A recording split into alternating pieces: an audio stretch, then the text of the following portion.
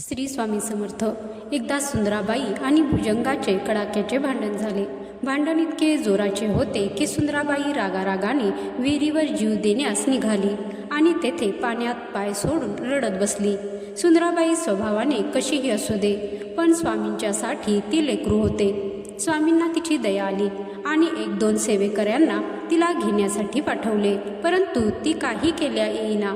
शेवटी दयाघन स्वामी स्वतः तिला घेण्यासाठी आले आणि स्वामींनी तिला हाताला धरून आणले। दरबारात आल्यानंतर सुंदराबाई रडूच लागली आणि झालेला वाद सांगू लागली।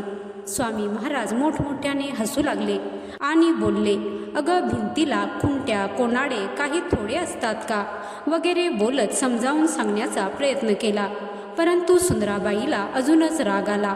नंतर आपोआप भांडण शांत झाले। तर मंडळी, या कथेचा बोध हाच आहे की सेवेकरी परिवार म्हणजे एक कुटुंब आहे आणि स्वामी आपले कुटुंब प्रमुख आहेत आणि स्वामी सर्वांना कुटुंब प्रमुखाप्रमाणे सांभाळत असतात। हे कायम लक्षात ठेवा। धन्यवाद। जय श्री स्वामी समर्थ।